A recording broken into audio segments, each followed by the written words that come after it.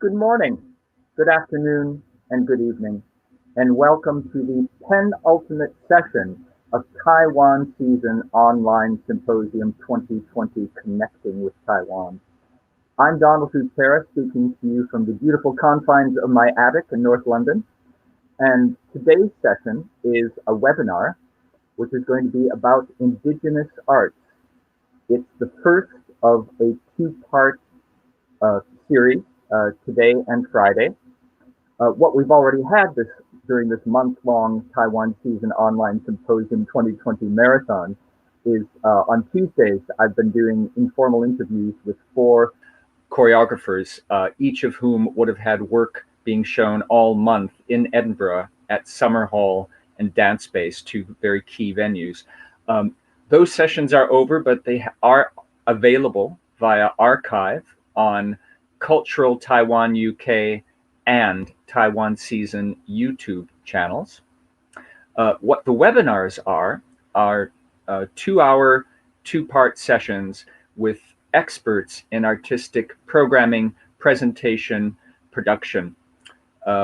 Today, this session is being translated via Wordly if you need it into English. It is an English-speaking session. And we welcome your questions in whatever comment box you might have access to, or comment window, throughout the entire 2 hours or so that we are with you, and we will field those in, filter those in.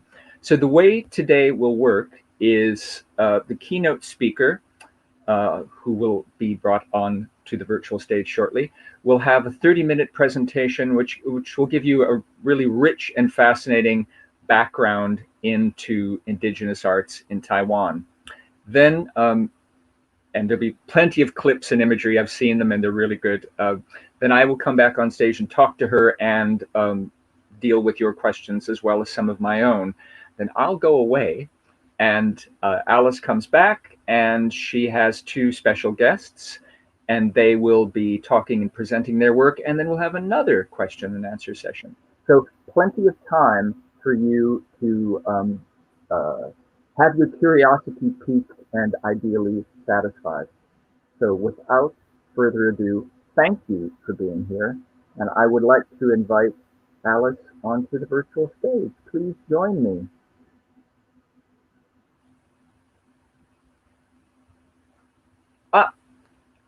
I can't hear you, Alice.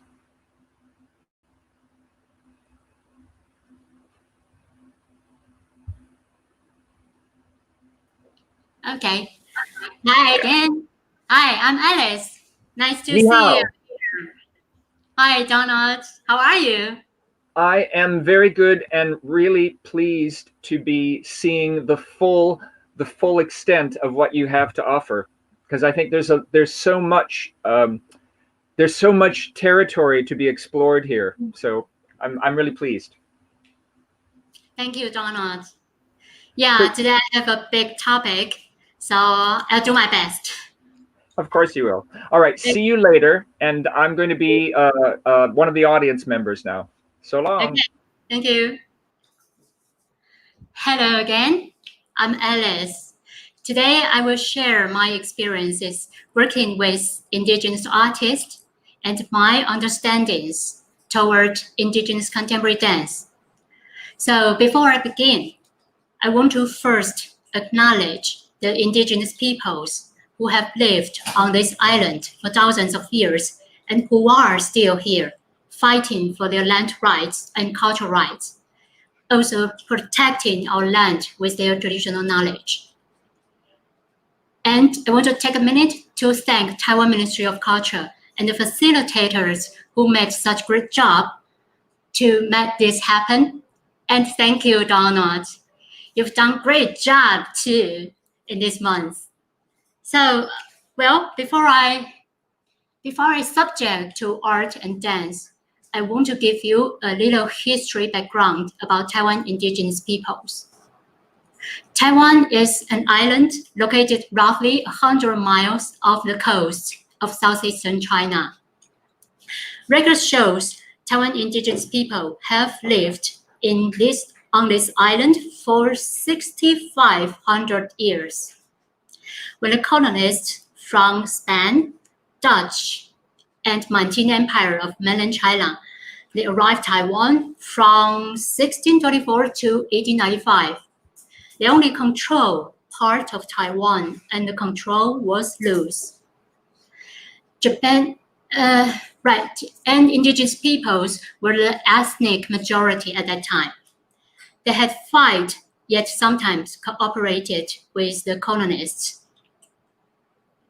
When Japan took over Taiwan in 1895, they started their strong rules over old Taiwan. Indigenous peoples have suffered massacre, rape, forced migration, and miscegenation during the Japanese colonial period. And that has speeded up the loss of indigenous languages and cultures. After the Kuomintang, the Chinese Nationalist Party, came and governed Taiwan in 1945. They continued the assimilation policy from the Japanese colonizer and systematically discriminated against indigenous peoples. Indigenous peoples become the ethnic minority and ethnic others on their island.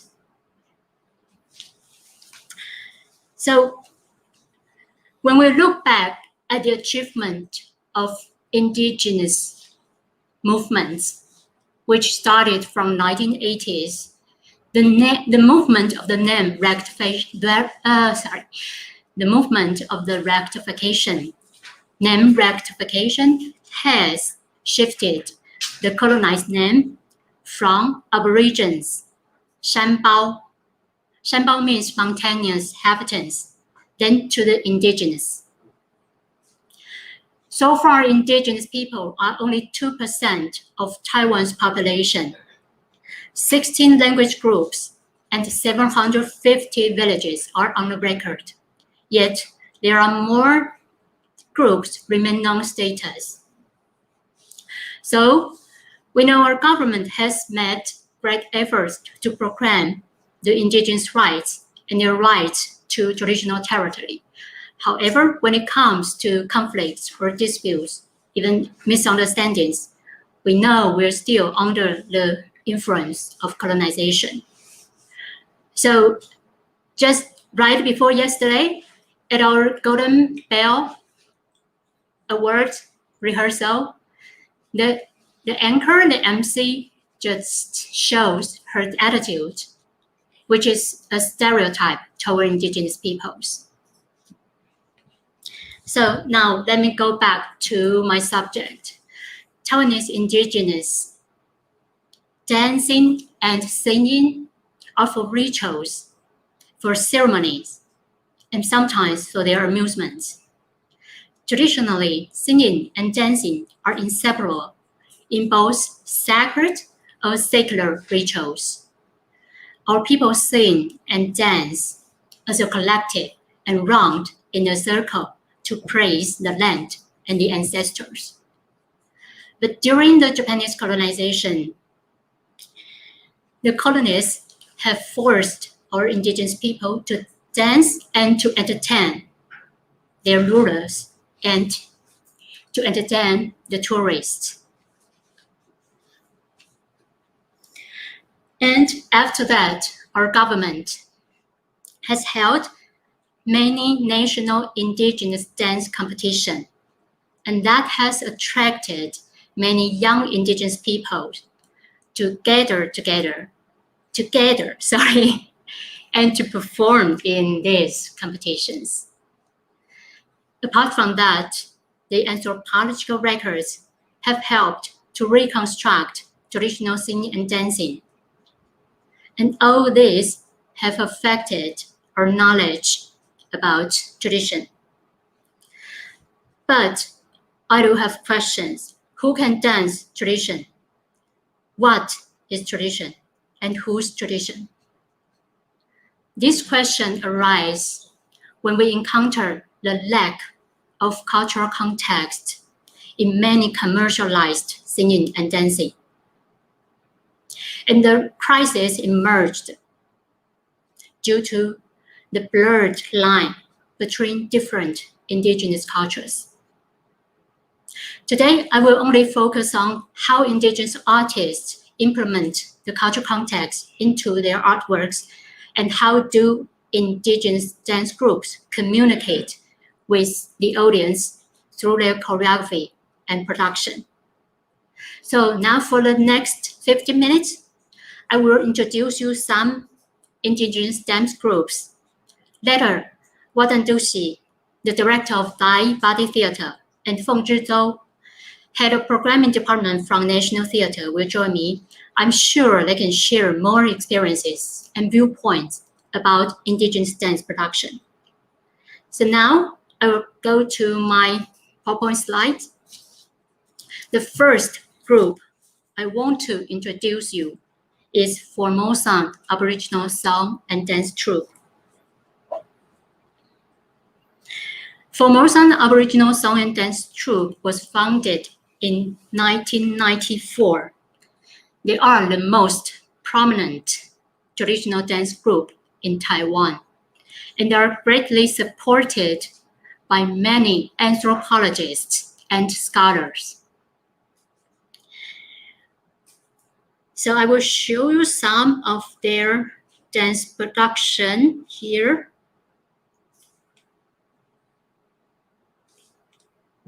Okay, this is a representation of Tsou's ritual dance. Tsou is one of our indigenous peoples.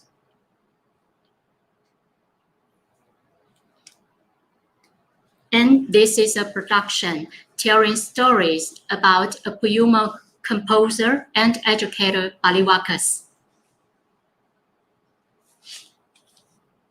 And this is a representation for Tsou's ritual dances.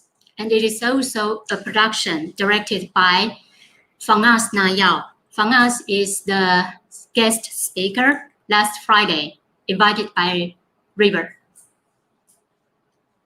And this production tried to reveal how our government treats Tsou's people.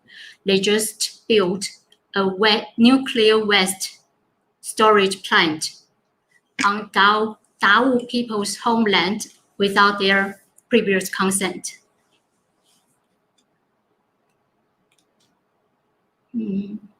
Okay, this is a Inuyumayang dance performed at our opening of Pulima Art Festival in 2018.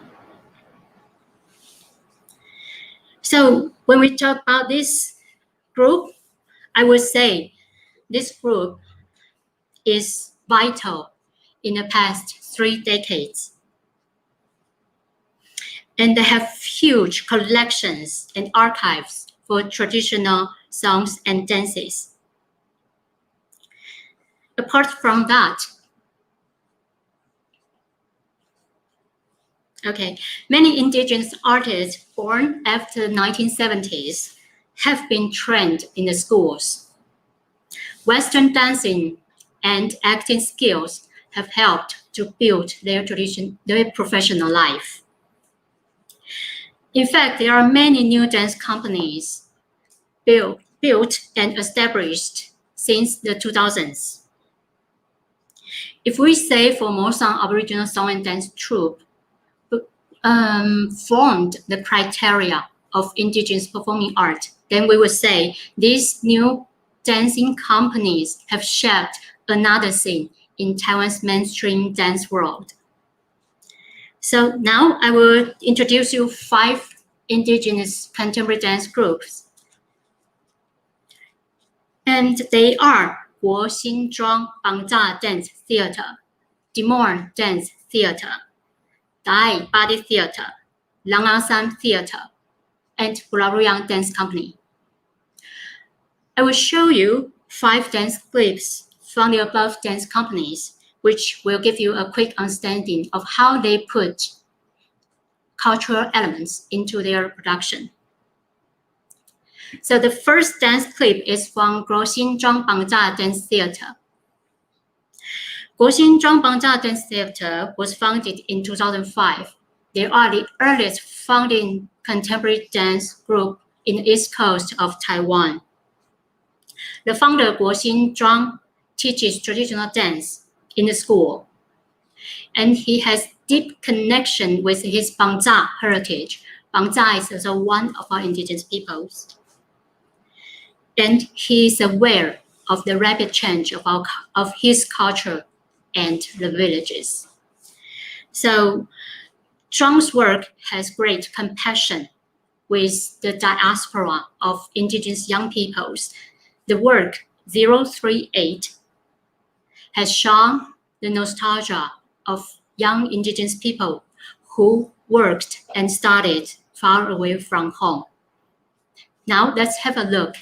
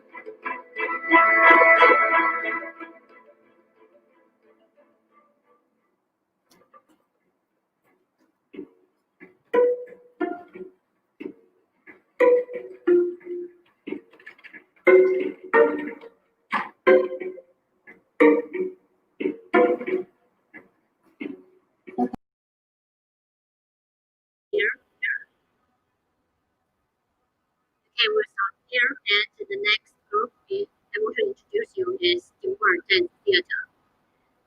Cheng-Hua Dance Theatre was founded in 2006, and the founder and the artist director, Rosen started dance in the school. She has dedicated herself to promoting her Taiwan culture for decades. Rosen is the oldest child in her family. Traditionally, the oldest child in Taiwan culture has to stay home and to take care of her families. So this company is located in Timor Village, Sandiman Township in southern Taiwan. And they just renovated their studio and had their own festival recently. And the work I want to introduce you is choreographed by Baru Madilin. Baru Madilin is Luzum's younger brother. He is exceptional at deconstructing traditional movements, dances, and put it into his choreography. So the work we're going to see is as 4 steps. Let's have a look.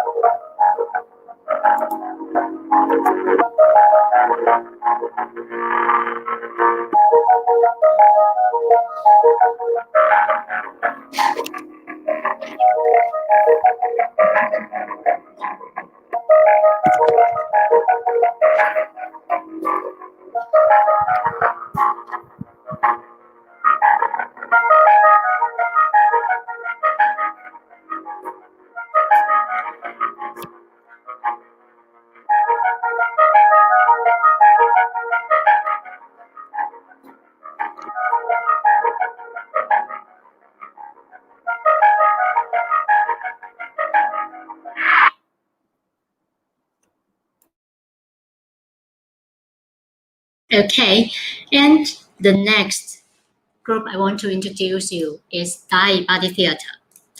This group was founded by Watan Tusi in 2012.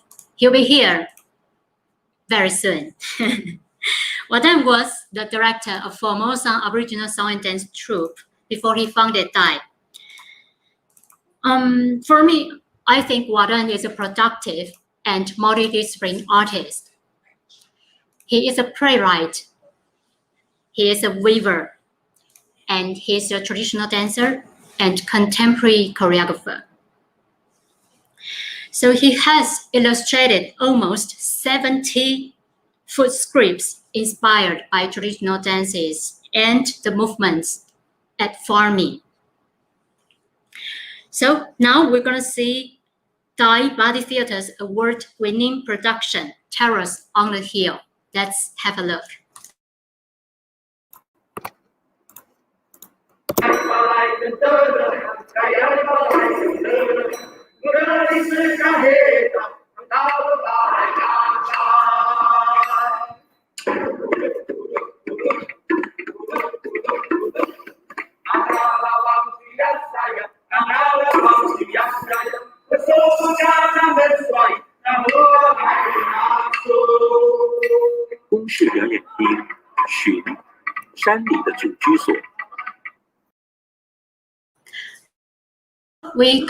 We're gonna have two guests, Watan and Feng-chih.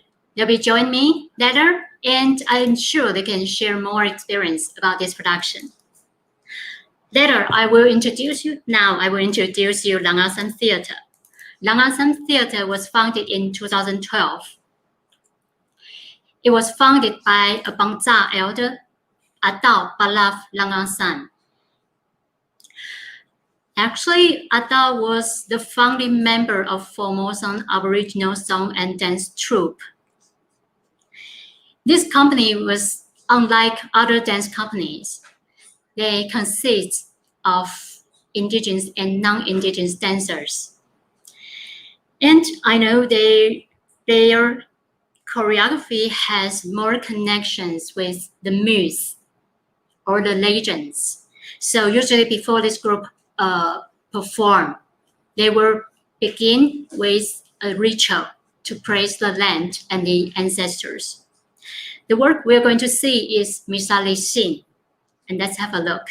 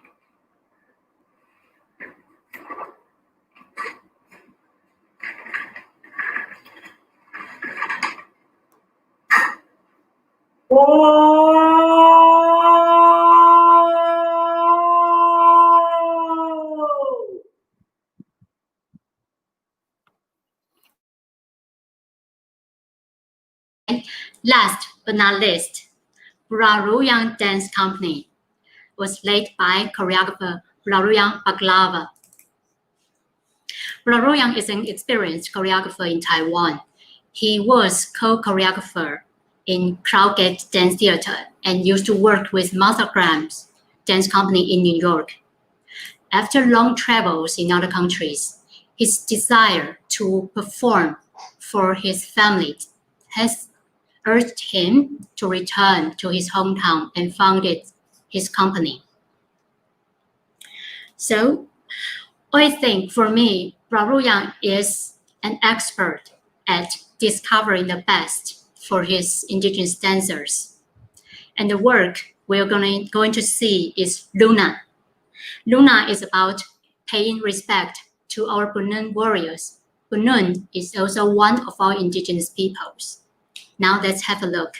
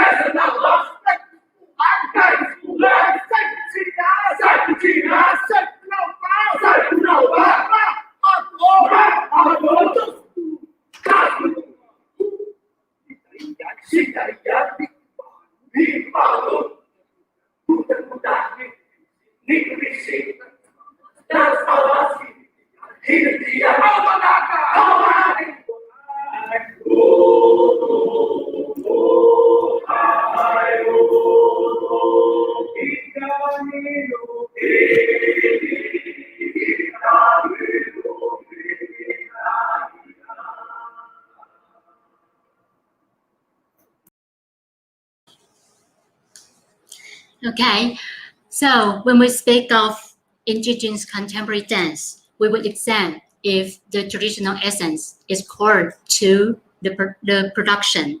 Also, on the contrary, we would examine if the contemporary elements is in it. In fact, there are many audience from indigenous or non-indigenous. They would say they didn't understand indigenous contemporary dance at all. But I believe the 5 dance company above have overcome the challenges. We can see there are 5 common attitudes in their art practices. The first, they found their company in their hometown or near their hometown. The second, they name their language. They name their company in their language. For example, TAI means to watch, to observe in Telugu language. And Timor is Luzon's hometown. Langasam, the idea came from the sacred mountain of Tabalong. And Yang means happy warrior in Taiwan language. Then the third, they do not ask dancers to wear traditional costume or put the totems on in their production. And the fourth, they don't just dance. Sometimes the dancers will sing traditional songs or popular songs from their villages. And last, and the most important thing is they spend long time to do field research. Sometimes they will spend weeks to stay and to get along with the peoples in the villages before they conduct the production.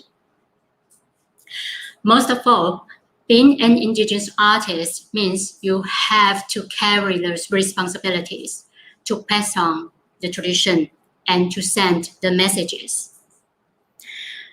Now, I want to give you a little information about myself. I personally work in theater and documentary films for almost 10 years. And then I had a chance to work with a Formosan Aboriginal song and dance troupe in 2011. And then I joined Pulima Art Festival, which I'm still working there since 2013. So I will give you a little information about this festival. Pulima Art Festival is established in 2012, and it is a biennial festival. And I'm going to show you some works I have done in the past like 6 years. So this is my first challenge. When I joined the festival, we didn't have an artist director at that time, but we ran with the festival committee. So my first challenge is to program its second edition. So after doing researches, I proposed the theme urban tribes to the committee, and it was quickly accepted, while it reflects the diaspora of indigenous young people and the growing urban indigenous condition. Yeah, and the theme was quickly accepted by the committee. Then we launched theater programs. We worked with Timor Dance Theatre, and we worked with TAI Body Theatre, also Langawasam Theatre, Rariang Dance Company. All this happened in 2014. And we invited Golden Melody Award winners incoming Sambui, Sumin, Ili, and we have a cappella and traditional percussion band performed. All these groups performed in 5 different venues and outdoor spaces that year. So, and then for a third festival in 2016, we have an artistic director, yay. Tsou was our artist director at the time. He is from people of Tsou, and he is an indigenous movie actor and theater director. He has great passion on indigenous theater. So for that year, we started with the question, what is future's tradition? What is tradition's future? And we have many tryouts that year. We initiated New Talents Project, and we invited international indigenous dance company like this one. Atamira is from Maori, is a Maori dance company from New Zealand. And we have B2M from Tiwi Island, Australia. They performed at our opening for the third festival. So we initiate new talents programs. And these programs happened in the Kaohsiung Fine Arts Museum. And we have forums and talks. And the most difficult thing is it's our first time to co-produce with Taipei Arts Festival. This work together is a collaboration between Timor Dance Theatre and Black Dance from New Zealand. So Tsou actually quit his director position in 2018 due to his personal plan, and Nakaputun joined us as a guest curator. Nakao has years' experience working with indigenous artists and held many local exhibitions. She proposed Miza'o. The theme is from Bangsa language, and that's our second challenge to make 2 artists in residency projects in the villages, and commissioned our 2 local dance companies to work with artists from Australia and New Zealand. So these are the 2 collaborations. But to be honest, I have to say it didn't turn out well. But yes, we've learned a lot from it. For our 4th festival, we just expand the New Talents program to New Works competition. There are 15 emerging artists performed, well, in the MOCA, the Contemporary Arts Museum in Taipei.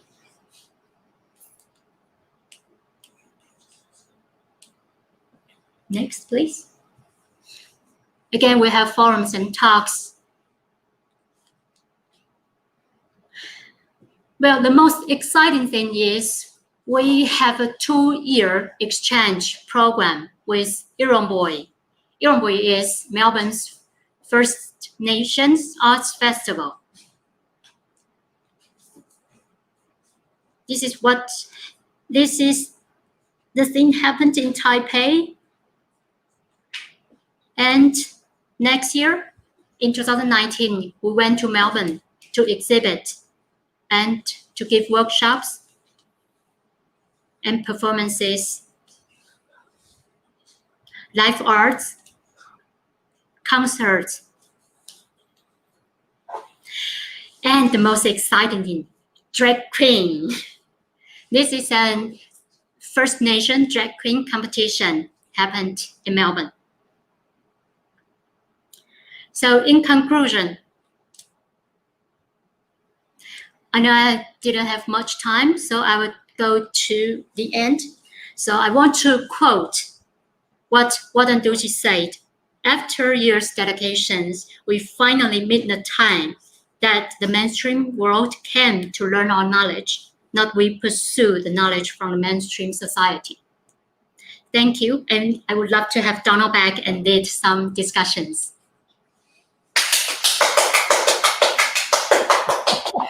Hey, Donald. Hello. That wasn't me applauding, but I can applaud very much. No, really, Alice, that was absolutely fascinating, and I have many questions, many ideas floating through my mind. So you mentioned you have focused on what I will call the top 5, but how many other companies are there beyond these 5 in Taiwan? I didn't have the exact number, but there are more and more, I have to say. In fact, if I have more time, I might introduce another 10 groups. And what I'm excited about is there are more and more indigenous young artists who formed their dance companies in these 5 years.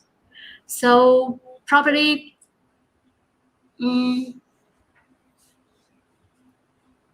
50, maybe. But in fact, there are some between traditional dance and some between contemporary. It is just like a blurred line. Yeah. Well, when you mentioned that there were 15 emerging artists that got to show their work, it's a very encouraging sign. Am I right that partly the reason the emergence happens is because there is opportunity? You know, perhaps Pulima and your collaborators, you say, hello, we want to know who you are, where you are, what you are doing. Exactly. So that's why we launched the New Talents program. It's like this program has helped us to find new and emerging artists. And then we have chance to program them and to help them to develop their works. And also, as you just saw what I presented, in fact, we have 23 emerging artists that were founded during our festival. And we did have help them. We commissioned them to do the work for next stage. And then we tour them to the villages or in other theaters. That's quite a commitment. Yeah. What kind of team? What size team do you have, or how? It's you are obviously doing a lot, but there are other people around you who also contribute. How many people do you work with, roughly speaking? Well, since we take place every 2 years, so for the first stage, during the during the preparation time, we have in fact only three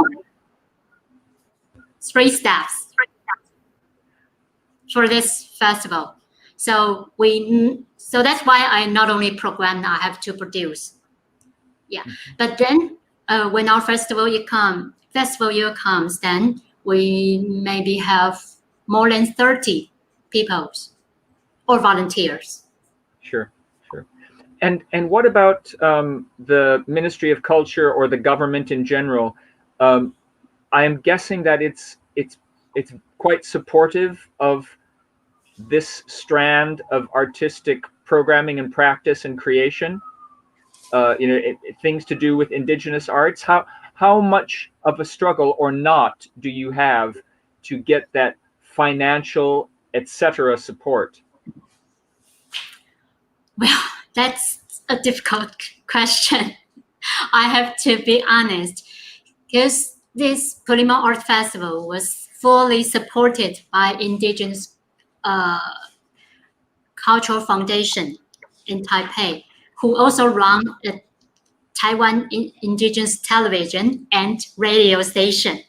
So the support might not, they don't give too much support on this festival because we still have TV programs. Yeah, so, but in fact, we have created a good relationship with the artists, and that's why we continue to do this.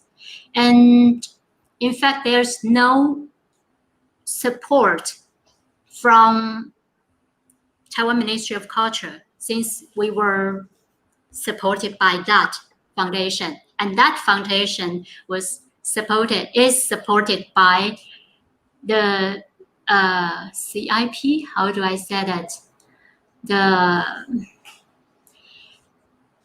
The Council for Indigenous Peoples, and the Council for Indigenous People is just like the same position with Taiwan Ministry of Culture. Okay. So yeah, we didn't get much support from the Ministry of Culture, but we did the Iromboy Pulima collaboration and the tour in 2019. Taiwan Ministry of Culture did support us quite a lot to tour. Yeah.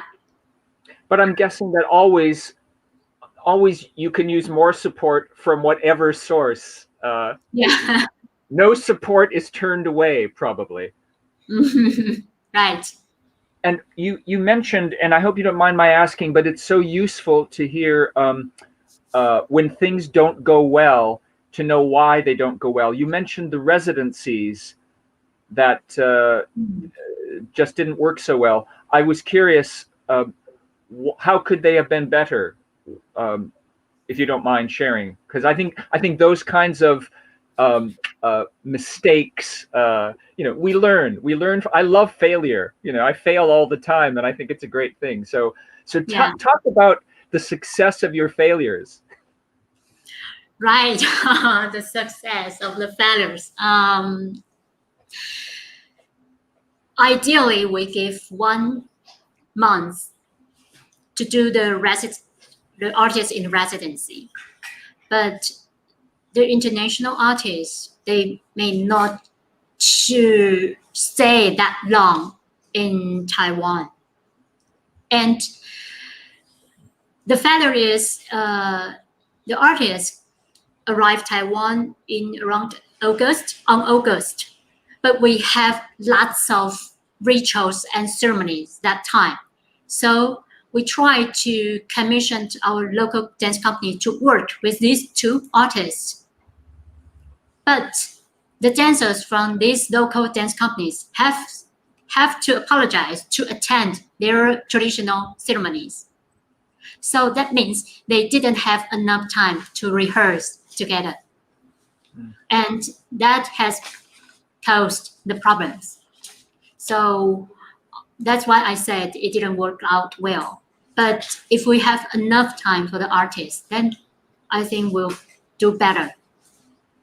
because we've been talking in these webinars more than once, what has arisen is the idea that for the future, in time of COVID, et cetera, that longer residencies, locally focused, are probably both likely to happen and will be beneficial. So, it's interesting that you already experienced the lack of timing and how that can undermine the best of intentions.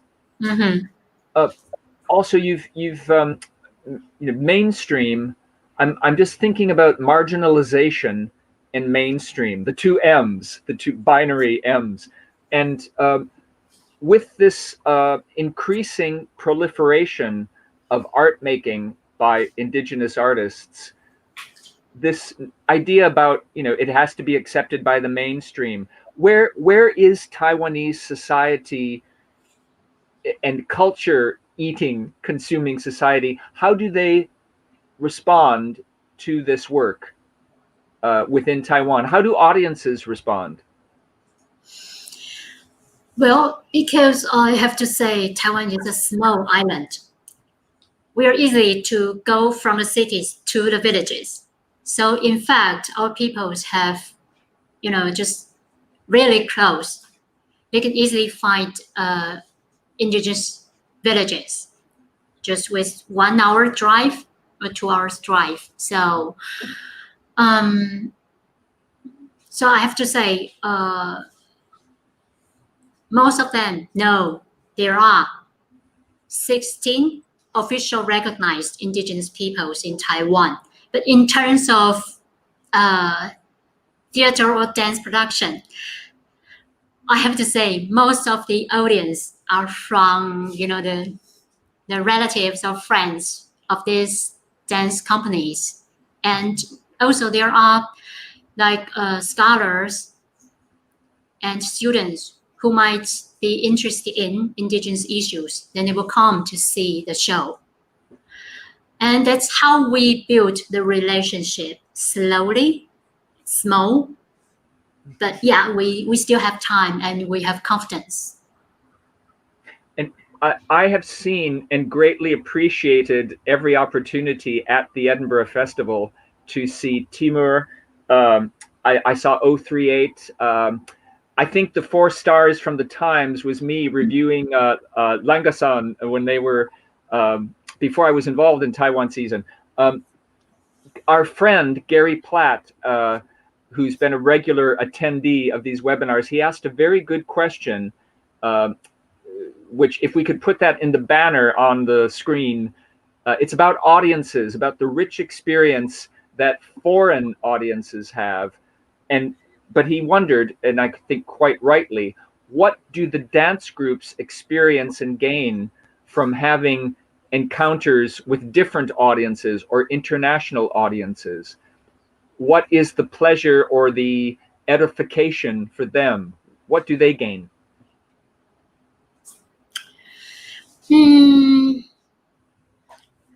I can respond it in 2 parts, from the audience side and from the dance group side.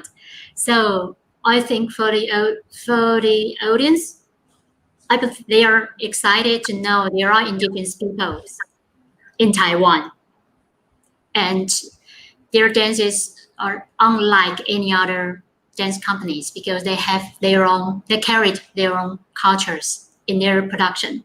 So they have, like for example, Timur, Langasan, and Dai, they performed at, also the Guoxinzhuang Bangzha Dance Theatre. They all performed at Edinburgh Festival Fringe before. So they did received many comments and responses from the audience. And I have to say, they all welcome the critics and opinions from the audience, no matter it is indigenous or non-indigenous, because communication and exchange are the most important, are the most crucial thing for these dance groups. No matter the audience understand or not, all the information will give these dance groups more ideas to, to learn how to communicate with others. Yeah. Well, one of the things I most love about Taiwan Season in Edinburgh, and this is particularly true at the venue Dance Space, is all of the groups that are presented there, they immediately after the show, and not everybody does this, they are in the foyer in the entrance, ready to meet and greet their audience. And I've had emotional reactions and have had the embrace. I've needed to talk and cry and share and whatever. So that kind of exchange, I do recognize how valuable that is simply on a human level, let alone professional level. But no, it's all about greater understanding. I would think ultimately about what's different and what's shared, and how we can recognize both things and balance them with beauty and sensitivity and strength. And those clips you showed were so enticing. It's like I feel teased, like I want to see the shows that I don't know the full thing. So how much international touring is there generally for indigenous artists in Taiwan? Not just Edinburgh, but how many other places has the world embraced indigenous or welcomed indigenous artists? How much of the world? As far as I know, the Timor Dance Theatre, they toured a lot. They've been in Festival of Avignon, of course, and Middle Mexico,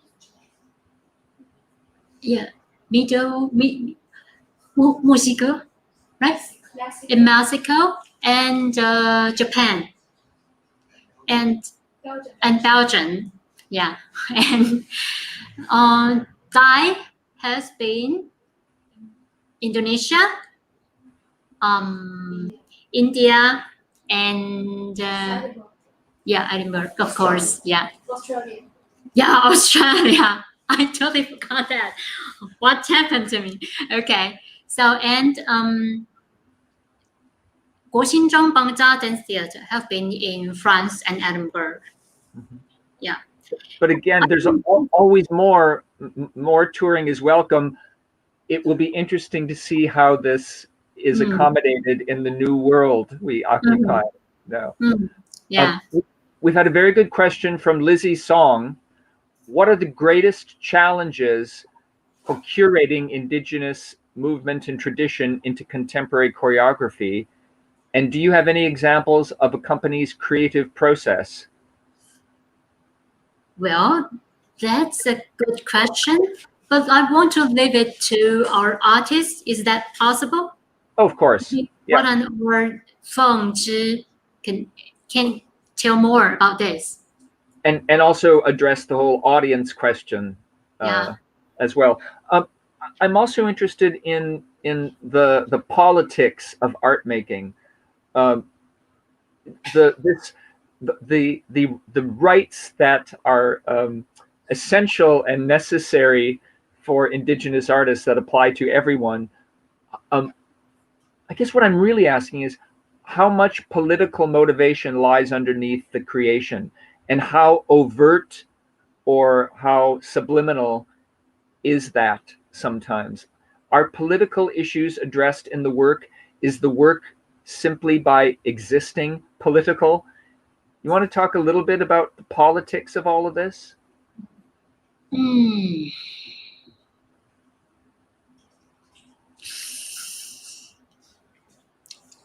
I have to say, all of the artworks from indigenous artists has the hint to to fight against our government. That's what I thought, because they can't speak their native language in public. I mean, it's not forbidden, but because they become the ethnic minority, and if they want to speak native language, they have to go back home, go back to the villages. and to speak with their families. That's the only chance. And there's a huge topic about the traditional territory that hasn't been solved. There are always conflicts about private territory or public territory.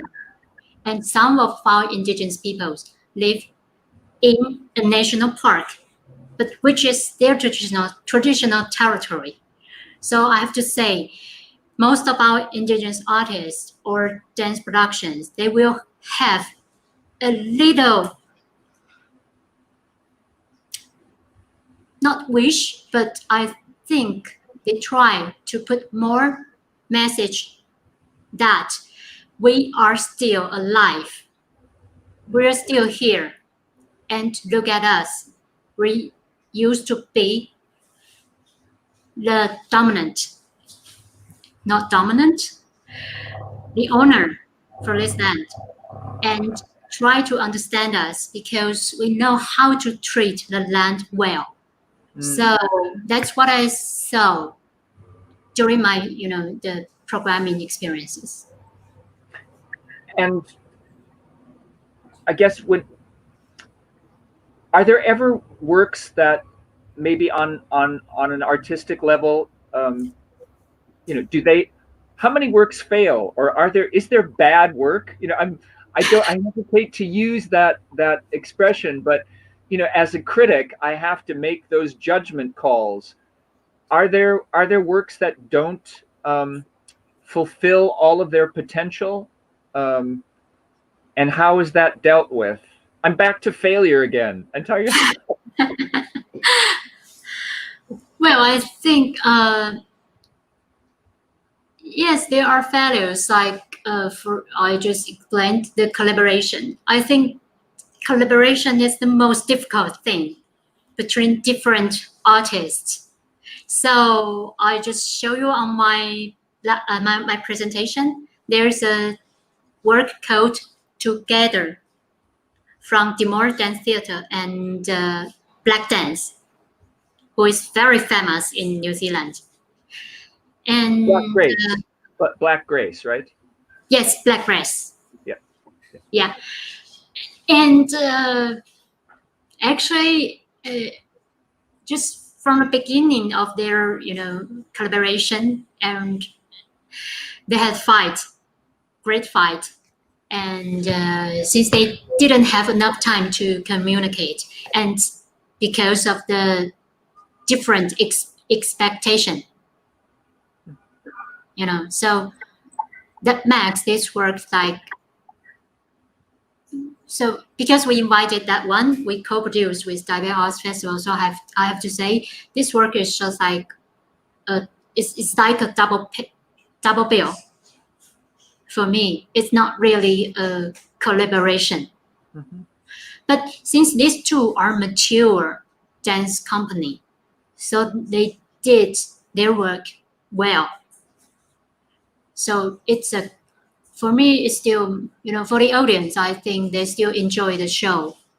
But in terms of the collaboration, I have to say it fails. Yeah. Yeah. Go ahead, continue.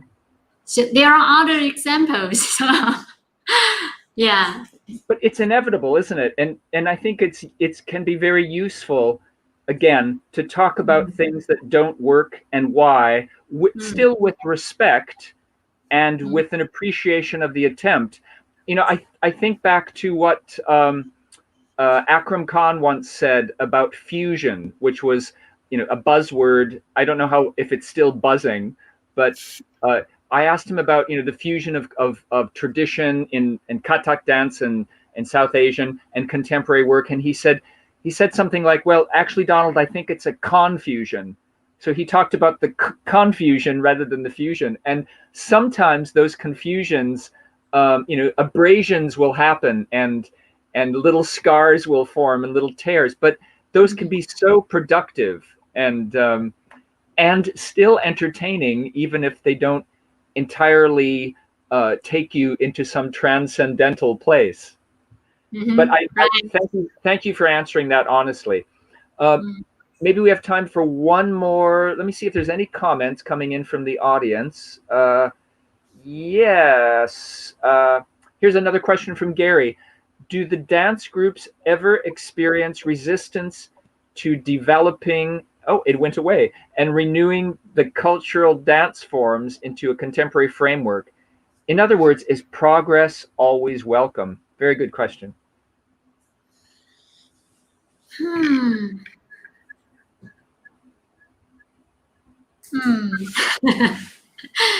Yes. Yes. And we can bring this question back, and I think we should, just like the audience question. Yeah. Would you prefer to do that? Yes, that'd be good. All right. Yeah, So, it takes time to think. Yeah. Of course. And we are now at the halfway mark of today's webinar. So now is a good time for me to disappear and you to proceed with this very good trailer for Pulima. Am I right? Is that next? Yes. And then you'll return with your guests. Right. So see you later. Okay, see you later, Donald. Okay. So now I will play the video about Pulima Art Festival for you to understand what we have done before. Let's have a look.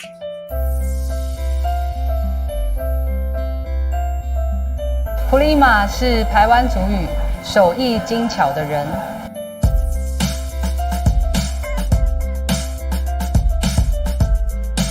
艺术有这样的温暖，艺术有这样的反思性，有这样的创造力。我们怎么去启发，让我们可以再有更创新的方式去思考、反思跟行动？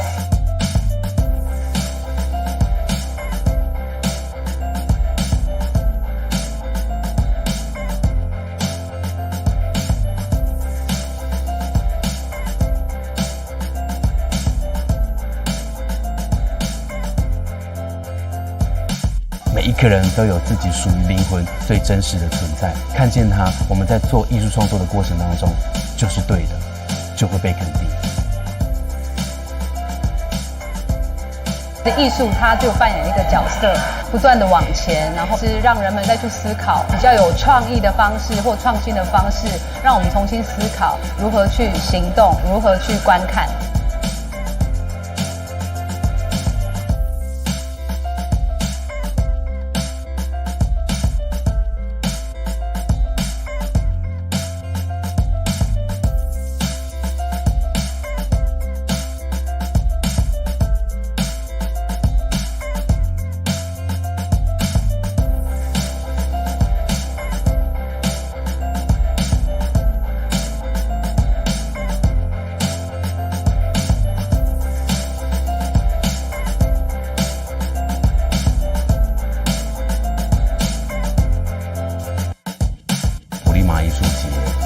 更多的原住民青年艺术家知道，当我们在创作艺术的过程当中，我们在省思自己的生命价值的时候，能够从头从底去观看自己原住民身份对艺术创作是怎么样的展现。我们这个时代原住民青年的一个，不管对表演艺术还有对肢体的一个新的说话方式。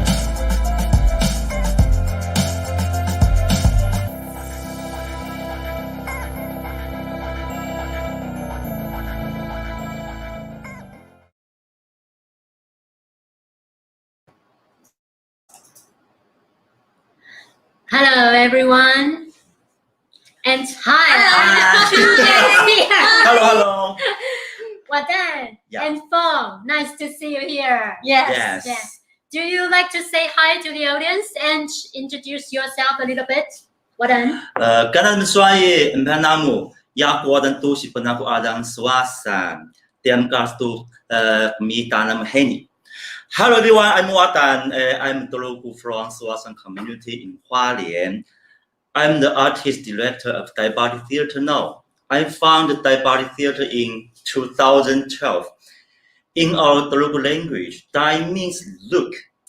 All people say always say, look as you do and everything will be okay. So I use this word as the name of the company. And Feng, will you introduce yourself a bit? My name is Feng-chih Tsou, but you can call me Feng. I work at the National Theatre and Concert Hall, Taipei, Taiwan, for quite some years. I have held several positions in the theater, such as marketing, public relations, programming and production. Now I am the head of the programming section. And the NTCH introduces international and local programs, but one of our significant mission is to contribute resources to our local artists in the making of their work.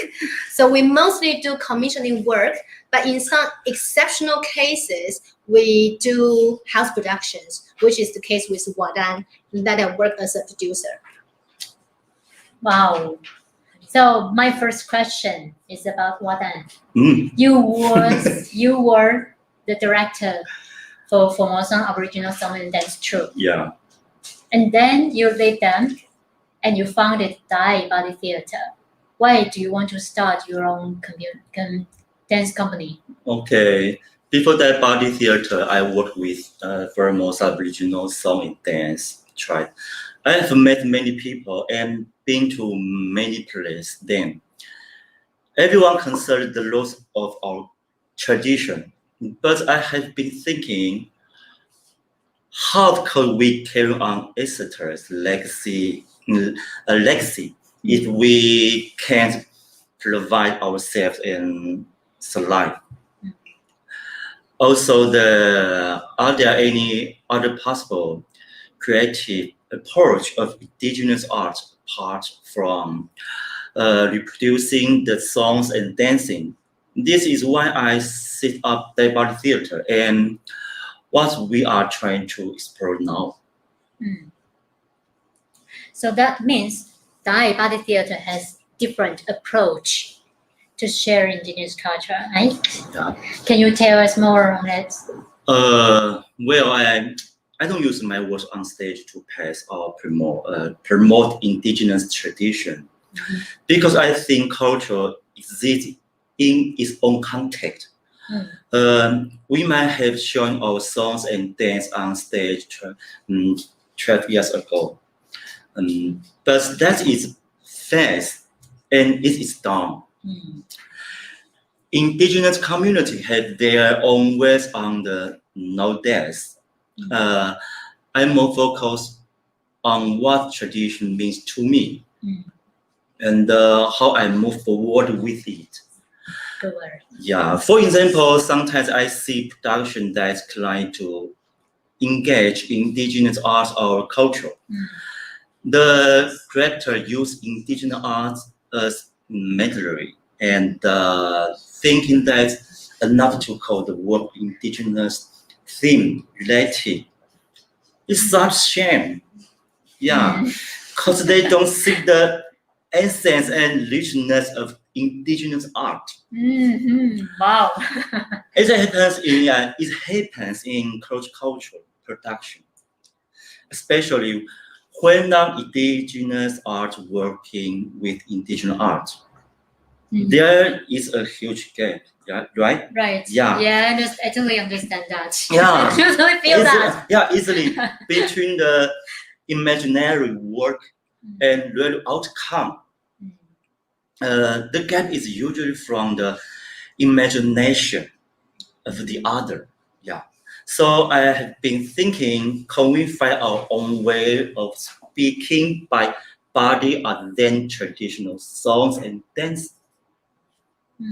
After all, traditional song and dance have its context in specific times and space. Besides, I don't wish to see them as some anthropological or mythological. What's difficult? Yeah, anthropological and museological. Wow. Yeah. What a long word. That is detached from reality.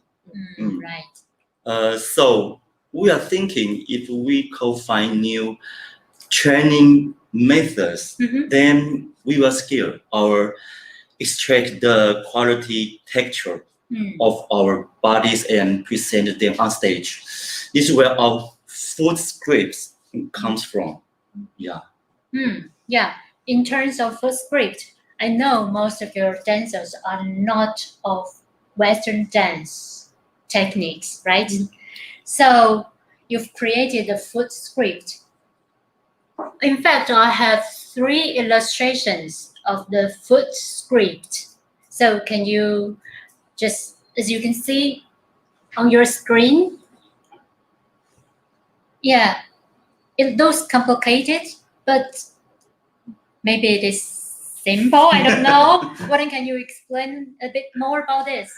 Yes, I spent 2 years on field research and examining the relationship between the feet and land. And I have documented over 60 sets of foot movement, with each round of creative deconstruction and reconstruction, new forms of the body and dance emerge in my work. Again, I know there are some audience responding that they didn't understand your work. So because it is neither tradition nor modern dance. So can you tell me and tell us the challenges you've been met? Yeah. Of course, there have been problems because I was expected to make work and to deal with cultural translation. I might have considered doing so in my early days, but not anymore. Because I found it too old. If I translated tradition for some certain people in my works, it's getting away from my original intention. Which is to search a new body language from traditional songs and dance, and show people that there's another kind of indigenous body presence. That is a difficulty. I have made from outside, and I don't really have any problems in my community. That foot script is well received in our community. They accept recognize our intention, and they know we're doing something. What's that something? This something is not about tradition, but about us. This is a very difference of intention, and this is difference of internal and external views. Back to translation. I'm wondering, does it take a stage work to deliver? And are there other ways to perceive our words? These are the challenges. Really big challenge. I have at the moment. Well, okay. Let's talk about the work Terrace on the Hill. We just played the video previously, and it's a collaboration between TAI Body Theatre and the French percussionist Roland Ozay. Yes. Am I correct? Yes. Okay. So, Feng, can you, since you are the producer for that production, can you share us the experiences and why you put Watan and Roland together? So in 2016, it came to the attention of the theater that Watan had moved back to Hualien, a town on the east coast of Taiwan, and had established his own company 4 years prior with the fellow previous member from Formosa Aboriginal Song and Dance troupe after the troupe was disbanded. So with little subsidy from the government at the time, they worked hard to create and develop Watan's unique choreographic method and training system, which was inspired from your traditions, and which he called foot scripts. So we were aware that Watan has his own expertise, but yet was only taking alternative steps. So we proposed that to accompany him on this journey. So then turn to Roland at the time, we invited French composer and percussionist Roland Oze to perform his work Sama with Ahushi. And Ahushi is an exceptional dancer trained in Indian classical core dance. And Roland was enthusiastic to carry on his artistic journey in an Asian context. So he appeared to have a good understanding of the immense variety of the Asian cultural settings. And we consider him could be a good matching for Watan. So, and we knew Watan had never worked with people from outside his community. So we proposed him a task and challenge to both artists to bring them together and to see how the journey could take all of us, not only you, Roland, but also the National Theatre. So we knew this journey would be unknown, but with faith, we will reach our destination, whatever that may be. So how about you, Watan? I'm curious at how do you work with Roland? Go hiking. Okay. You know, I don't know what happened. Yeah. So I don't have any preceding expectation to him. Yeah, I knew he's coming, but not sure what for. I thought, well, let's see how it goes. Yet when he arrived, I was panicked. I thought, okay, now what? And what are we doing to do? And where are we going to start? Then I say, okay, let's go hiking. So we went hiking to Dali. Yeah. I know there are some images that yes, you're on the way to Dali, right? Yeah. Let's see. Yeah, maybe it's because of that study is an agricultural community. The lifestyle there remains traditional. For Roland, he feels that the surrounding goes from modern to tradition along his way from city to Dali. And we saw Asia Cement Corporation blasting mountain for quarry on our way. And he also learned that our people cannot repair our own house without having national park permit. So stupid. Yeah. Right. He finds all these are paradox. Then we send the theme on the path from modern to tradition. Yeah. Yeah. So maybe I can also add on that. Roland is a quick thinker. So remember, the next day when we return from Dali, we sit in front of your studio. Yeah. And Roland suggests that we should share our stories from modernity backwards to tradition, just like our experience of mountain climbing. But this is also a way that we think how we live in modernity and what modernity brings us when we leave our traditions behind. And what's our relation to it, and if we should get connected to the spirit of the past again. So very soon Roland came out with the concept of image on stage and also 4 phases in the work, which remember? Yeah. Today? Today, the 4 phases? No. Today, after today, before tomorrow, and tomorrow. Yeah. So this was Roland's second visit, and but also the starting point of your choreographic method, right? Yeah.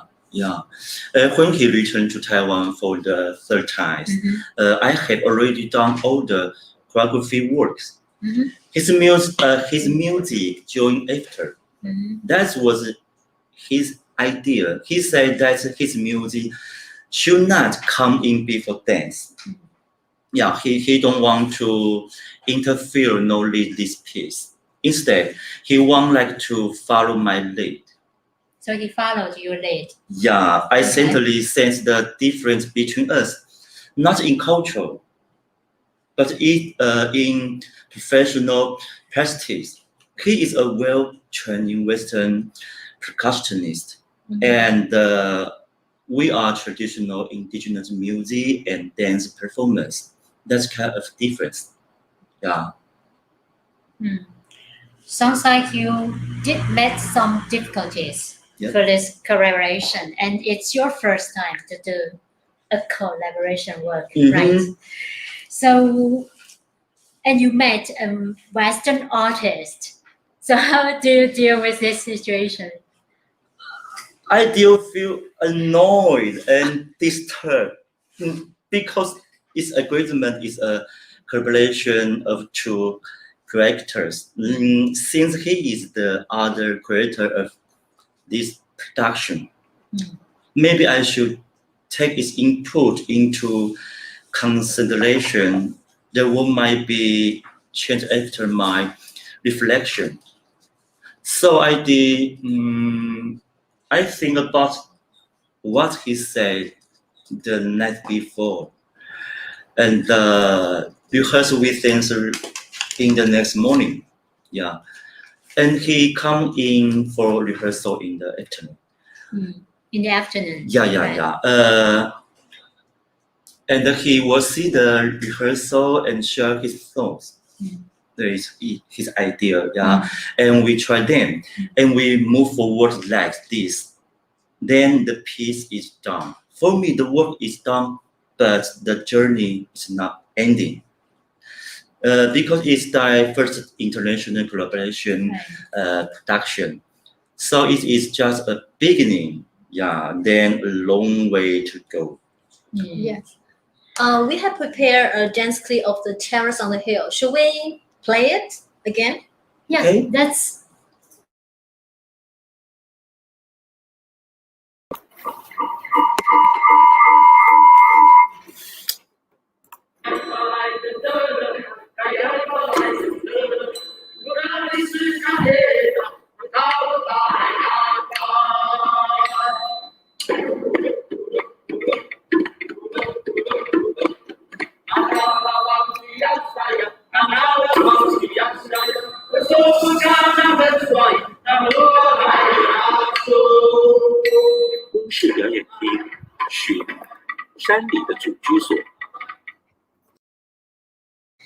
Well, I think according to what I just said, there's a question from Rob that it is about, do you feel your work is recognized enough as contemporary dance, contemporary performance?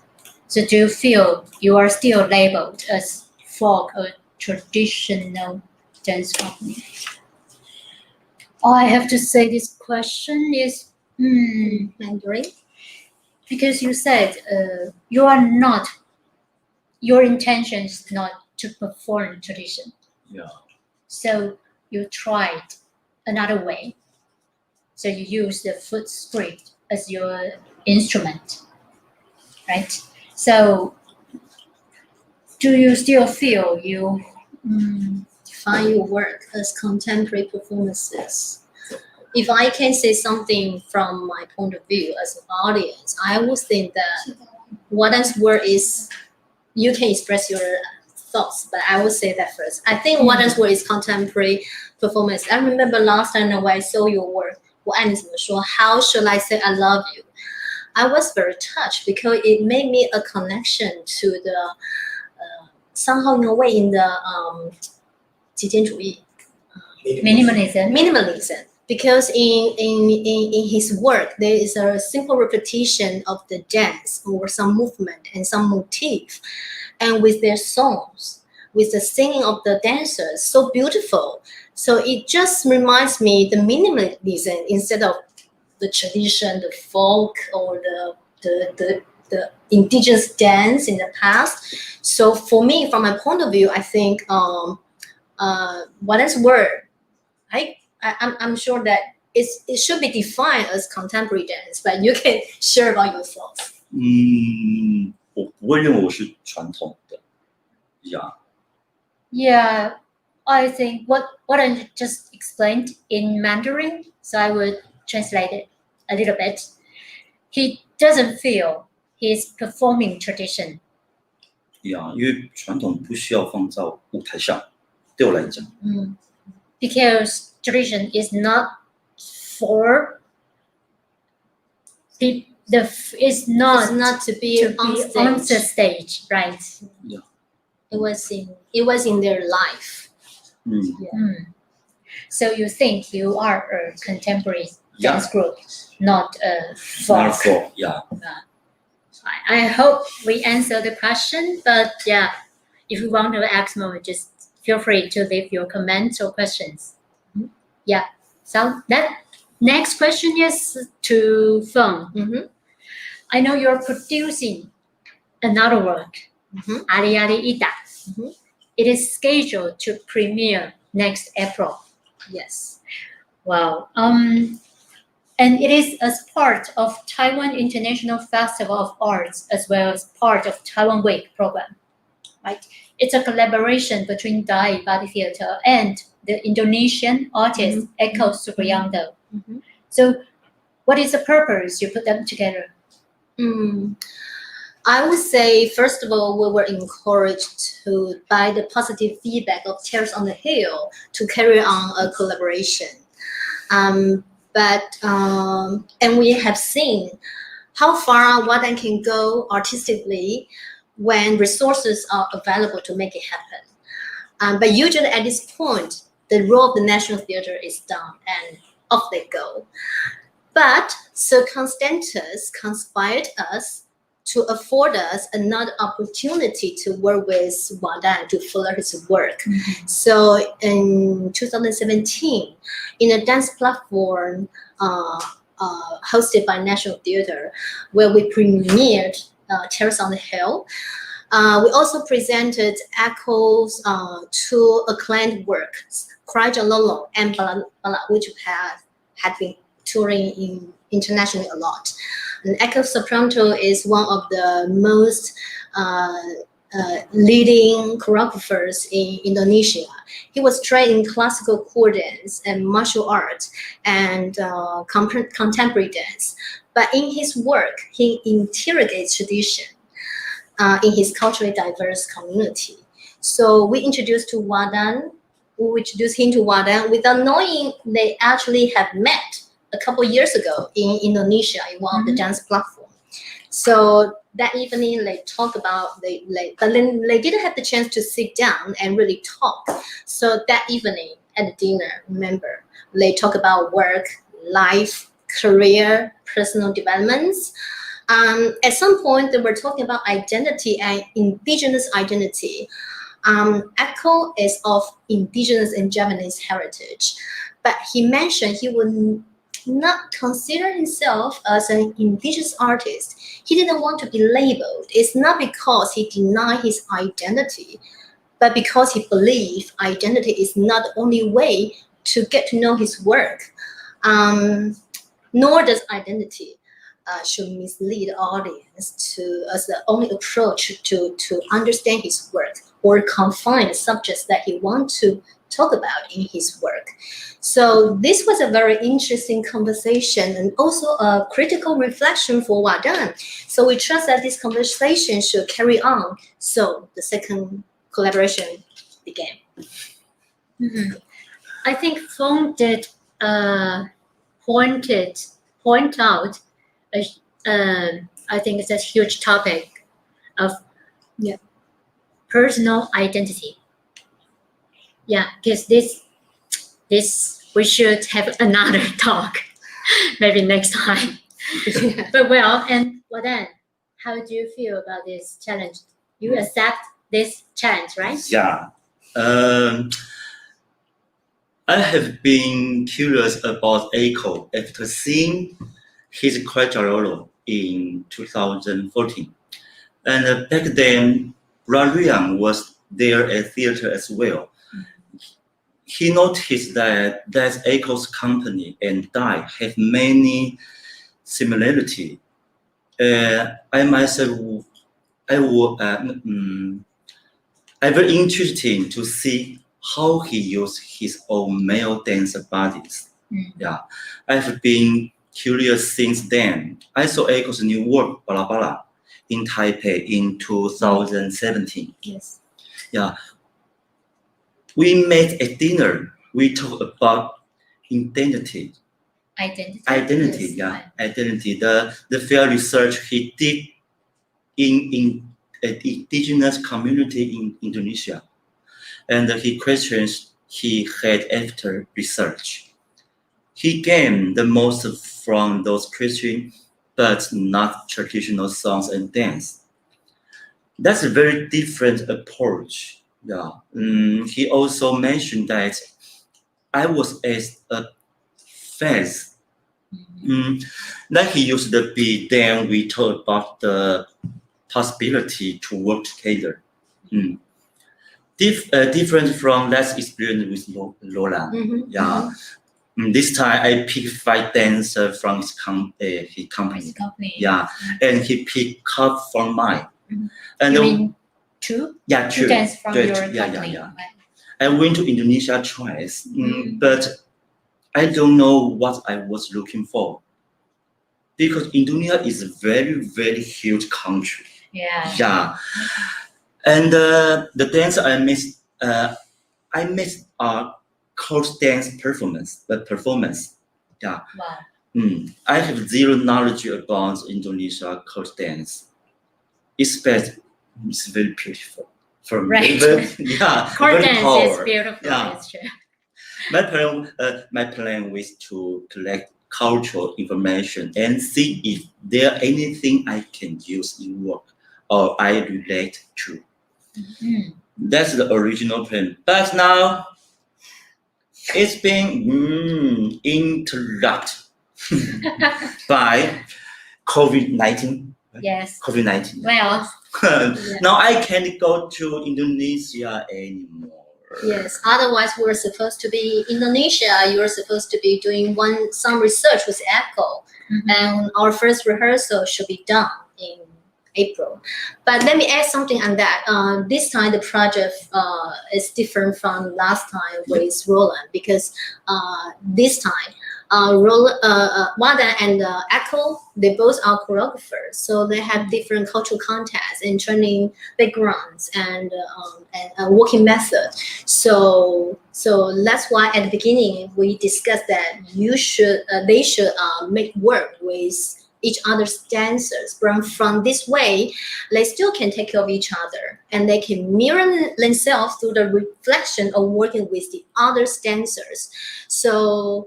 But again, this is the first time that you work with dancers outside of your indigenous community. So this is another challenge for him. Maybe we can see some images of their workshop with the other dancers from in January.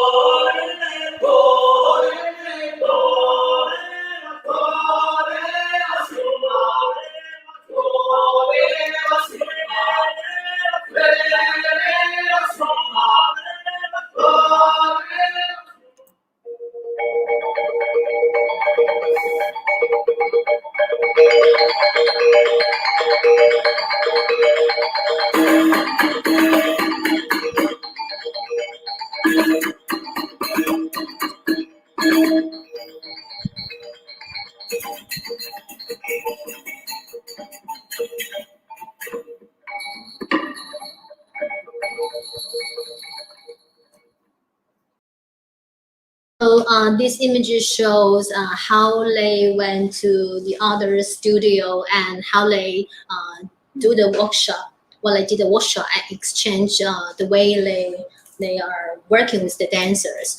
But very quickly after the 2 workshops, we realized that we need dramaturge in this team to have someone with a professional point of view in case that there is issues relating to cultural interpretation. So we have Uncle Hans, who is based in Belgium, but he himself is also a choreographer. But he has done a lot of research and have been very active in Southeast Asia. And we have another dramaturge who is privileged with Tam Fu Kun, born in Singapore, and Fu Kun is now resident in Taipei as a curator of Taipei Art Festival. So he himself is also an Asia cultural researcher. So the two dramaturgists joined together and accompanied with us in the rehearsal process and to discuss the work with us. So before the COVID-19 spread, we have had 2 exchange workshops in Solo, Indonesia, and Hualien in Taiwan. And Echo actually has done a lot with your 2 dancers from Taiwan. So we also feel his idea about his progress with the work. So maybe we can also show it now. And this was done in our last rehearsal in January. We're gonna go to. You want to show the video? Yes. From Echo. Yeah, from Echo. He will talk about his progress with the dancers. Yeah, great. Hi, my name is Eko Supriyanto, dancer and choreographer from Solo, Central Java, Indonesia. My work for the last 9 years has shifted from a Japanese homeland to collaborative project with non-professional dancers, often young and from different community and cultures in far eastern part of Indonesia. Now in a collaborative with Watan and his company, TAI Dance Theatre, I'm very happy to be able to create a new performance together with 2 exceptional male dancers from his company. The starting point of our work is the spirit of sharing an intimate relationship. I'm introducing the Javanese traditional of ari-ari as a metaphor in this process. Ari-ari means invisible twins. It is like a profound bond between a newborn baby and its energetic twin, a protective connection that is very important element in Japanese philosophy. In the process of with these 2 Taiwanese dancers, we will use this metaphor to explore our understanding of taking care and protecting each other, how to be a guardian being, how to have a caring entity of our side, and what could be possible challenge such a powerful connection. After all, Ari-Ari also remind us that as a human being, we have an invisible spiritual connection to our ancestors, families, and our traditions. I'm very excited and looking forward for this great collaboration. Thank you. Well, looks like an exciting collaboration project. Yeah, but in fact, we are now facing the COVID-19 pandemic situation. So, Feng, how do you carry on this collaboration? We remain on regular production meeting and to report the situation and also to discuss the progress on both sides. But of course, we look for solutions to carry on the project. But Echo and Watan are obviously very different. Echo could do online rehearsal with the dancers, but it's not the way how Watan can do. So for Watan, he needs to have physical presence for the research and rehearsal. So Foucault introduced Watan that maybe Watan could do can do research in Taiwan. So Foucault introduced Watan an Indonesian pop culture and dandu, and suggest that maybe Watan can find traces in Taiwan and among the migrant workers. And this will enable Watan to do an on-site research in Taiwan. So you want to carry on to talk about your research? Yeah, Foucault introduced me dandu. It's very interesting music and popular culture in Indonesia. And this music make you feel like moving your body. So I start working for there. Yeah. And but I spent a lot of time with new immigrants. Yeah. In Taiwan. Yeah, because it's difficult to do research with migrant workers. Yeah, because most of them are caretakers. They don't have many of this. Yeah, the new the new residents are usually here by marriage. I'm curious about their life experience.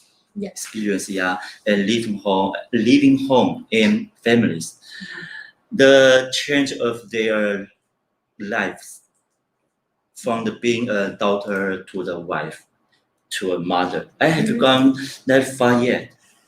That's the plan. So that's the plan. Yeah. They listen to Dangbu too. It's their comfort. Yeah. Well, I think you're now trying others. Yes. But yeah. This is our way to cope with the global issues and say, yeah, we will go on. Yeah. But the journey is again unknown. But we have the faith that this collaboration will carry on, despite the pandemic interfered our progress. But we'll see how it will take us, and we'll always find our ways to go further and reach our destination. Right. Well, since we are almost running out of time, so the last thing, do you have anything you want to say to the audience? Thank you.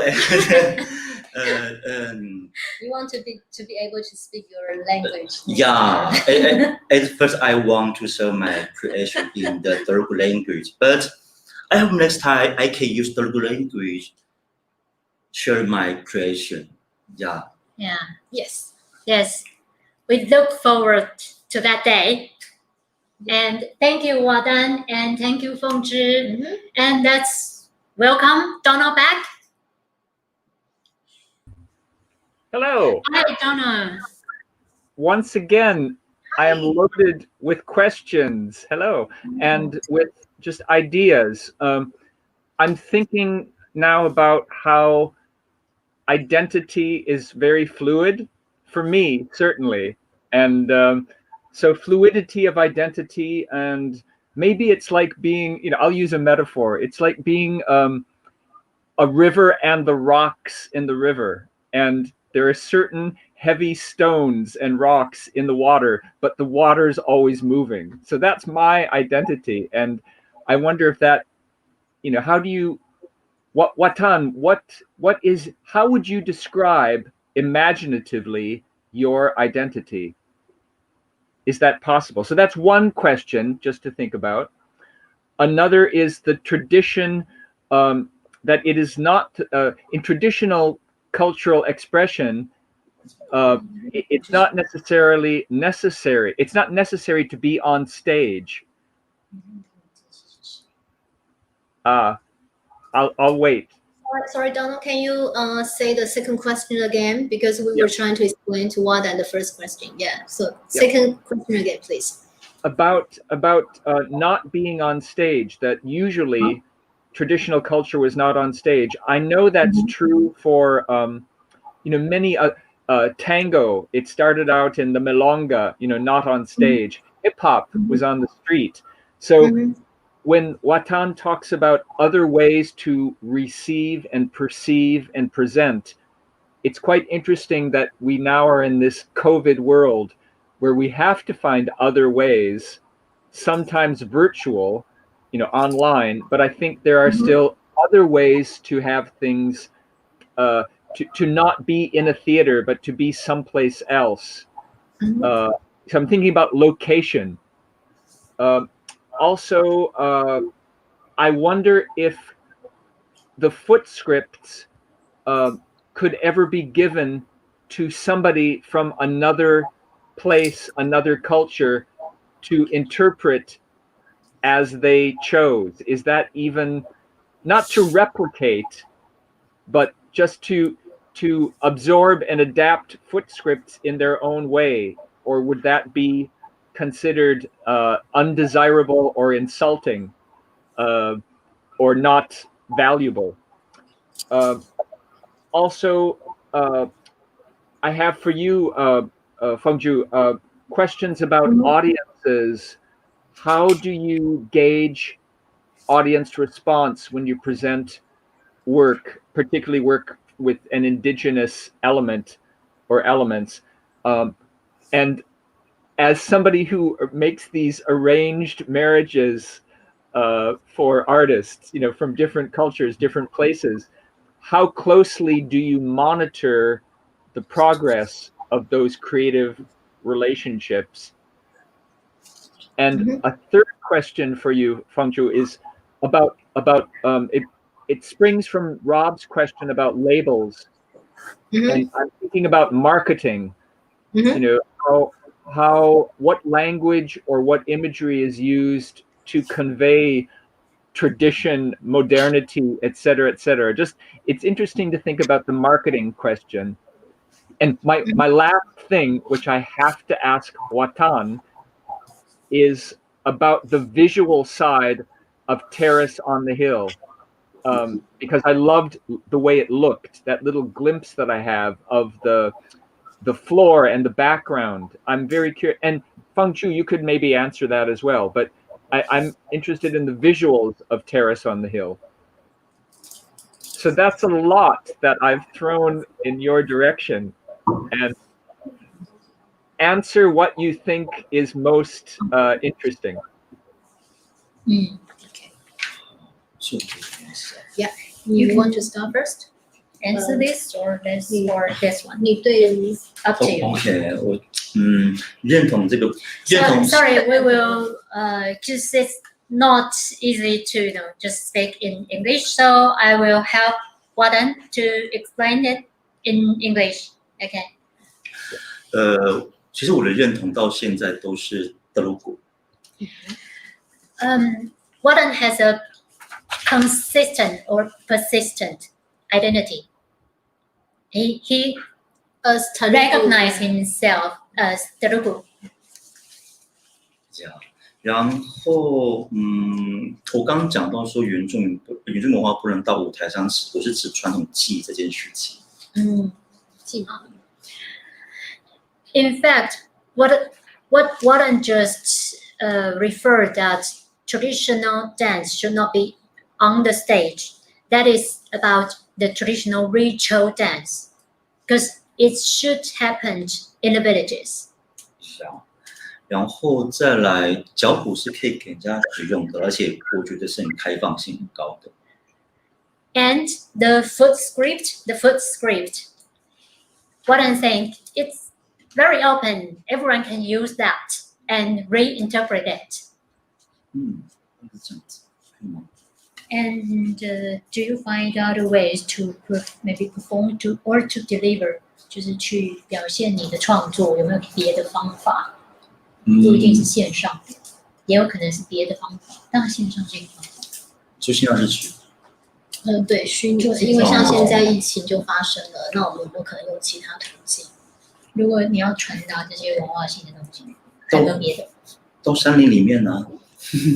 给观众。哦，对啊，就是把观众带到山林里。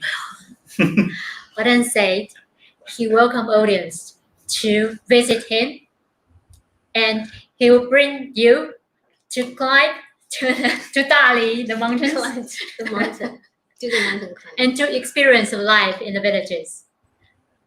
Well, can I say that, you know, I've been very privileged as a journalist to travel around to many places, and one of the ways that I most understand the art that I see on stage is by going to shop for food wherever I have traveled.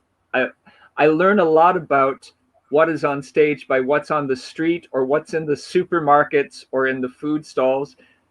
And I also think about being in Finland and how doing the sauna, the Finnish sauna at night, and going naked into the lake, you know, under the moonlight, it taught me so much about Finnish dance. So I welcome any chance to go in the mountains or anywhere else to absorb the land and the street, because that's where my understanding of artistic expression, it increases my understanding. Yeah, just experience everything new in your life is the most important thing. Just like we experience indigenous cultures. Sometimes, for example, I will go to the rituals or ceremonies. If I were invited, then I will be a noble guest. 谦虚的 Humble. humble, sorry. Then I'll be humble when I saw all the rituals and ceremonies. And that has, I have to say, I have learned a lot from their cultures, from indigenous cultures. So experience things, new things is the most important thing. So I think, as far as I know, Watan did the weaving, the traditional weaving in his daily life. And he has made a lot of beautiful clothes for his families. It's his daily life. And sometimes it is shown on the stage, but sometimes not. So Donald, if you had chance to come back to Taiwan, just go and find him. Maybe you can learn how to weave in traditional way. That's another new thing. Yeah. So should I carry on the question for me? Yes, In please. terms of the marketing things, Donald, you asked me my business secret, but I'm happy to share. Yeah. So basically, I don't see I'm working with indigenous artwork. I'm working with a work, but it's true that if you want to understand their culture, you need to have the cultural context. You need to have the background. So this comes also to my business secret is every time when we did a rehearsal, then I will take photos and put it on my Facebook, and then the people will know what we are doing, even from from the first rehearsal, second rehearsal, and the audience or the people online, they will come. They kind of came along with us during the whole process until the premiere. So they have the context what we have been doing. And so this probably will also brought them to be curious about, so what's the word is going to be, because it's a collaboration with an artist from another culture, and it's National Theatre's project, and it's the National Theatre's house production. So this will bring the audience to be curious and see his work. So that's the way how we did kind of our marketing, if you are asking this. Yeah. Or bring the audience to the theater. So to try and put that neatly, if you make the process transparent, it piques the curiosity of the audience, and they will want to come and see the finished result. Okay. Thank you for sharing that. Don't share it. And how closely do you work to? Well, then you're there frequently. You do monitor or shepherd along very closely the working relationship. Actually, I don't. Actually, I don't. I facilitate what they need, but from my point of view as a producer, I don't talk about how they should create their works. I give them the comfortable environments, the conditions they need, and I just put them together, and then off they go. But of course, I will be assigned to see how they were working and what they were working, but I never talk to them what they should work, because I think this is very important to give them space, just like they have to give themselves, and they also have to give the other artists space. So of course we have to give them the whole space. We don't monitor, we facilitate. Of course, good facilitation. And then I asked the question about audiences, and how do you gauge the effect or impact of any work that is presented on the audience? Where are they in all of this for you at the National Theatre and as a commissioning producer? Mm-hmm. Sorry, you mean where our audience? How should I? Yes. How do you monitor? How do you measure their reaction, their response? How do you know how well engaged they are? Actually, we cannot anticipate. We cannot anticipate any reaction until the work is premiered. So, but I have to say that the benefit of working with the National Theatre, that we have been building up our audience loyalty. So we do have a very good marketing support that we can try to bring this audience to come to the work. But I would say we really cannot anticipate the outcome of the work. So that was also a surprise to us that it was also a surprise that in the end, Terrace on the Hill won the first prize of the Pulima Arts Award. We didn't anticipate that. We were actually very frightened before the premiere. Yes.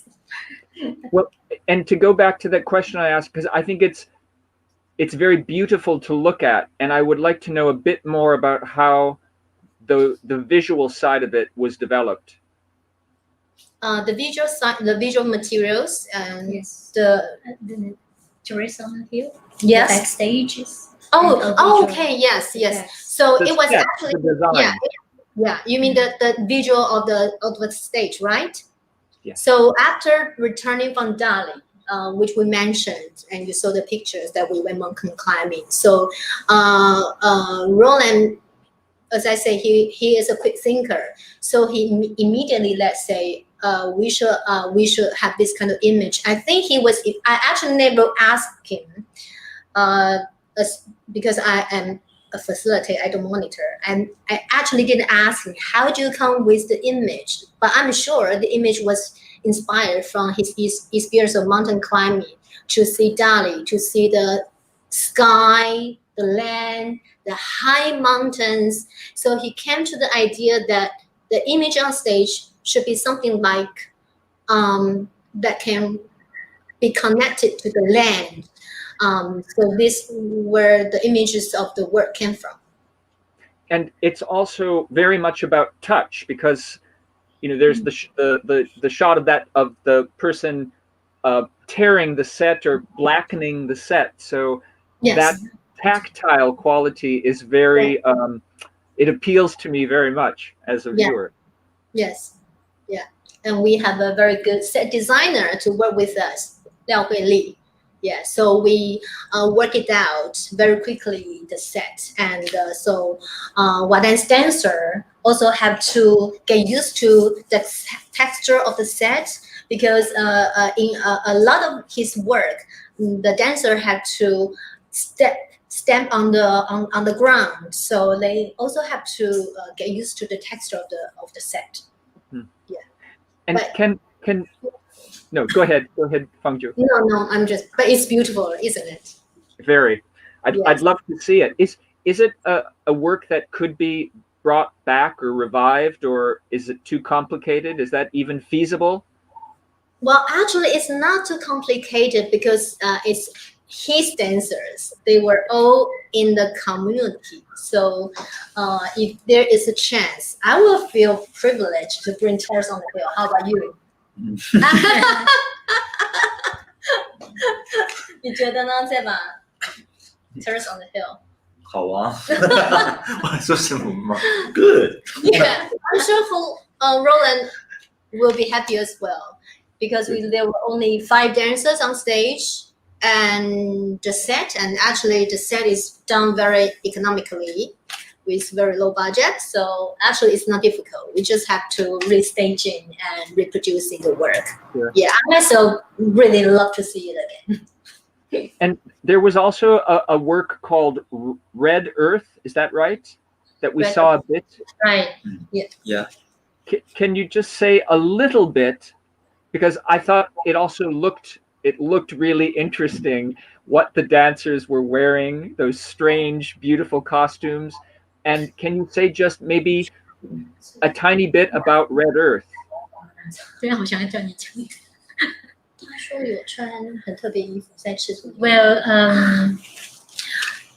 Donald, you were talking about the collaboration one. 你为什么会穿那些衣服在身上？谁的 idea？ 那个是卡里吗？不是吧？那个涂颜色的。对啊，去捡那个，然后去做衣服的。So in terms of the Red Earth, this production is also a collaboration between TAI Body Theatre and the Australian choreographer Carly Shepherd. And so Carly was the artist we invited to do the residency in Taiwan. And she has worked like almost 1 month with TAI Body Theatre. So colleague came out the idea to collect the garbages and to put it, to reorganize it and to make it as their custom. Okay. And they painted themselves. The dancers painted themselves on their skin. So yeah. Thank you for explaining that. I'm just going to check if there are any questions because we will be wrapping up very soon. Mm-hmm.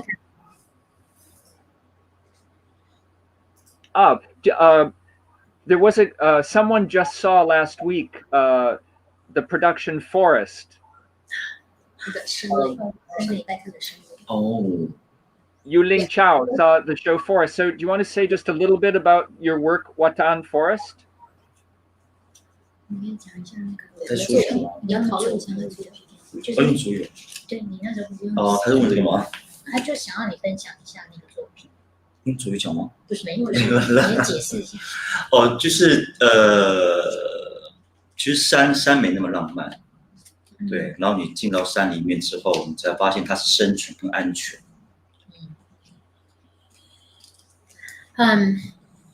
The mountains, it's not as romantic as you thought.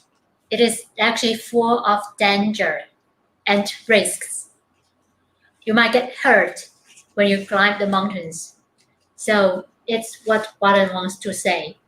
对，就是人进到山里面之后，你会发现原来很渺小，很小。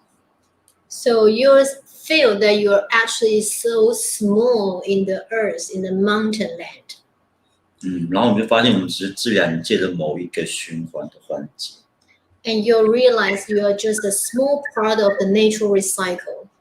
因为原来还没出现之前，山就存在了。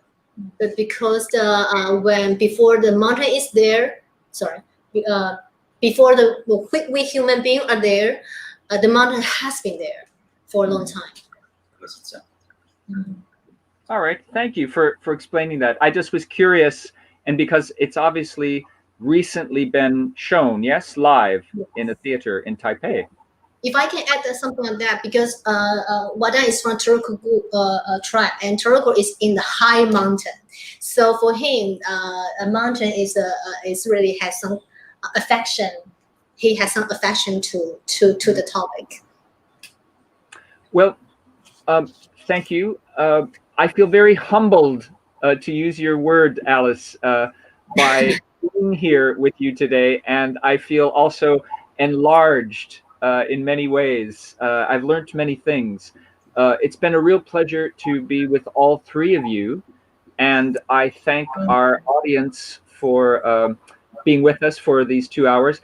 And we will be having the final part of the Taiwan season online symposium on Friday, again with you in charge, Alice, and you will be looking very much at curating Indigenous work in Taiwan, but you'll also have some international guests.